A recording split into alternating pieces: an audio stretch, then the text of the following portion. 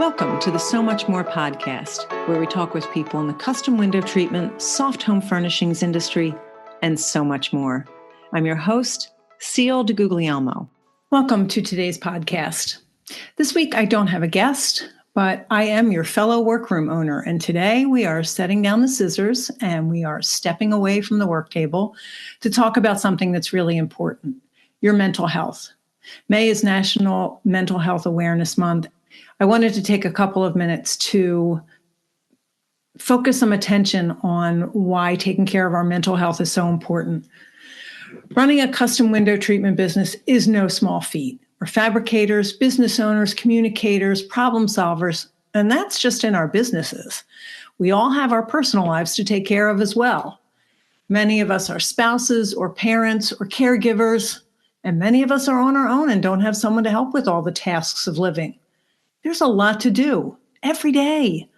And most days it feels like we are also project managers, delivery drivers, accountants, problem solvers, and therapists for some of our clients.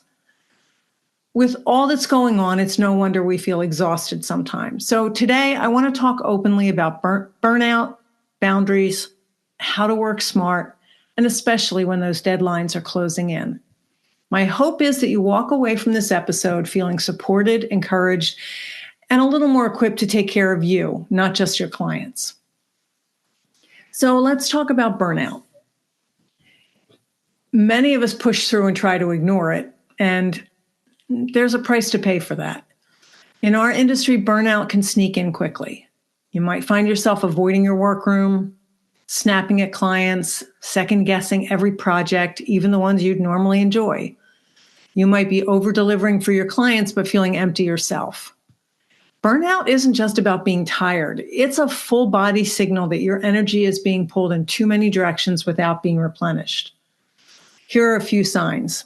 You're dragging yourself to your workroom. You're not actually going in your workroom. You're saying yes when you really want to say no. You've lost the spark that made you love this work in the first place. You're overlooking some quality standards just to get done. You're avoiding some of the tasks that only build up and create more trouble later. So take a moment and ask yourself, am I building my business or just trying to survive it? So what can you do? Really, it's important to step outside during the day, get away from what you're doing. Even 10 minutes in fresh air or nature helps. Studies have shown that light first thing in the morning can help with our circadian rhythms, so then you will sleep better later. And if it's early enough, no one will be bothering you. Take your cup of coffee and sit outside for a few minutes if the weather is okay. In most parts of the world, it is springtime. You can step outside for a few minutes, wrap a blanket around yourself if it's still a little chilly. Just get outside. Block time for work that brings you joy. Maybe it's experimenting with a new heading style, or maybe it is sewing for fun. Maybe it's making a piece of clothing when all you're making is window treatments, or it's another creative outlet and has nothing to do with sewing, as long as you don't overthink it or try to be perfect when you do it. You could paint, you could ride bikes, you could draw, you could knit, you could do a million things that have nothing to do with your window treatments. Check in with a fellow workroom owner. Sometimes a quick conversation reminds you that you're not on your own. So boundaries are a very important part of the business. I know this is a hard one. Many of us started our businesses by saying yes to everything. We didn't want to lose a potential job, disappoint a client, or miss an opportunity. But that yes can quietly turn into resentment, exhaustion, or it turns into you dropping the balls you need to keep in the air to run your business and your life. I did a podcast a little while back. It's episode number 435 on setting boundaries, and I'll put a link to that in the show notes. So what if we were to reframe this? Boundaries don't push people away. They protect your time, your energy, and your quality of work. And it teaches people what kind of business you run. Some of the things that I've seen work are setting business hours and communicating them. You are allowed to be unavailable outside of those hours. That doesn't make you unprofessional. It makes you sustainable.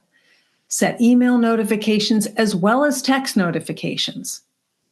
You can create email templates for common situations. If you're booked out for weeks and weeks, have a kind but clear response ready. Thank you for reaching out. I'm currently scheduling into next month, or 6 months from now, as many of us are. I'd be happy to add you to my calendar or refer you to a trusted colleague. You are not going to lose business if that happens. But if you tell people you'll be able to get back to them in a week and it's 5, they're going to resent that. And you're going to feel like you're not living up to your standards. Plan your week in blocks. Instead of letting your day be ruled by your inbox or last-minute calls, carve out focus time for admin tasks, for measuring, for fabrication, for breaks. If you know that leaving your workroom first thing in the morning and coming back means you won't get much work done, schedule measures for the afternoon. Schedule client visits for the afternoon. If you know you're better off getting to a client's house early and getting it out of the way and getting back to your workroom, do that way. But plan it out. There are a lot of people who only do installations on certain days of the week, and that helps them keep their week organized. Set your phone to do not disturb. Set timers. Eliminate apps from your phone so you aren't distracted by them, so that when you are working, you're focused. And really important, protect your weekends or whatever day you want to rest. If you like working on Saturdays, by all means do that, but make sure you have at least 2 days off a week. You did not start this business to work 24/7, and you need to give yourself permission to pause. There are many businesses that are not open on weekends. We don't even question it. Unless you're running a retail shop, people don't necessarily need to access you on the weekends. And guess what? If setting boundaries feels uncomfortable at first, that's not a surprise. You're not doing something wrong. You're doing something different, and you're growing. The freedom that setting boundaries will give you will feel good very quickly, and you will get over that uncomfortable feeling really quickly. Make sure your boundaries are part of your terms and conditions and stick to them. If your website says you are available Monday through Friday, 9 to 5, and someone calls or texts on a Saturday evening, they might be expecting to leave you a message. It might be the only time they have to call, or they just happen to think of it. You are not obligated to answer or respond. You can do that during your posted working hours. And if you have been instantly responding to your clients, you have taught them that you will respond. You may need to slowly get them and yourself in line. Work smart with your deadlines. They are real in our industry. The install's coming. The designer needs an update. You've got 2 valances, a Roman shade, and 3 panels to finish by Thursday. Here are some ways to work smarter, not harder. You can try using the Pomodoro method. We've used this in our co-working sessions in the library. Set a timer for 25 minutes of focused work, and that's focused work. Don't pick up your phone. Don't read any texts. Don't go on social media. After that 25 minutes, you take a 5-minute break. It's a great way to stay on task without burning out, and it gives you a built-in breather, and then you get right back to work. Choose your top 3 goals for each day. Every morning, write down the 3 things that absolutely need to get done. Then focus on those first, nothing else. It's so much easier to feel accomplished and less overwhelmed. And nothing feels better than checking off or crossing off your to-do list. If you get anything more than those 3 things done, it'll feel like a double victory. But what are your priorities? What has to get done today? It also helps to batch your tasks. Group similar work together. Cut everything that you need to cut for the week. Then sew. Then press. This reduces decision fatigue as well, and it keeps your flow going. It's really important to plan in cushion time. You already know a project will hit a snag. It's just the way this business works. Build that into your timeline on purpose. Future you will thank you for that.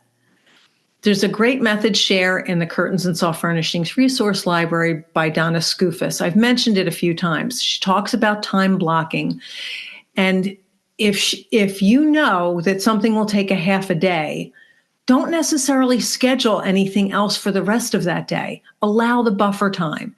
If you know you are going to work on a certain project, it will take you 4 days, allow 5. When you are giving your customers a timeline of when you'll be working on projects, add an extra week or 2 onto that. If you say to them, I'll get to you in 3 weeks and it's 4, they're not going to be happy.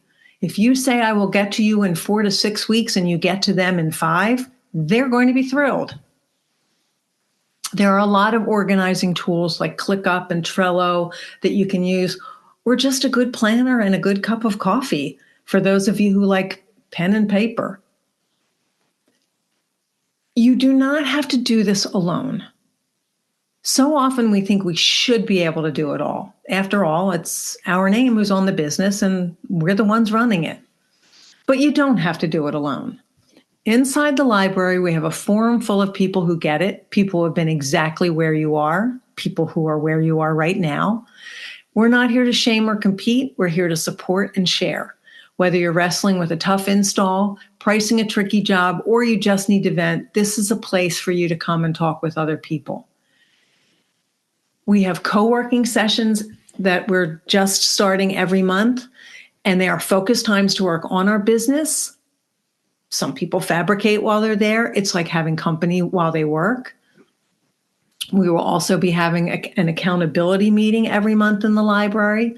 You can post a question in the forum, or you can simply come in and say, here's what's going on, because someone else is going to say, me too. You can also reach out to local workrooms and get a co-working session together with them. Trade off working in each other's workrooms so you can help each other out. A lot of us work alone for many hours and many days and many weeks and years at a time. Sometimes it can really be great just to have someone else to talk to and work with. And when you're working on opposite sides of the table, it makes the work go twice as fast. You are truly the heart of your business, but you are not your business. Your health, your energy, and your peace of mind matter as much as your finished work. And if listening to this struck a chord, then please hop onto the forum and tell us what resonated with you, because you never know who else needs the reminder too. I've posted some resources in the show notes, the National Alliance on Mental Health, NAMI.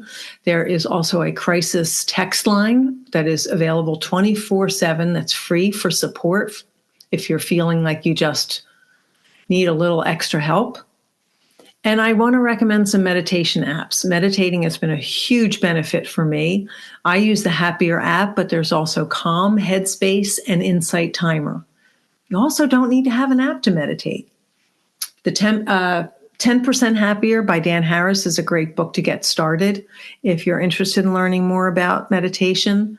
And I'm happy to talk to you about it if it's of interest to you. I hope that you have found this episode helpful.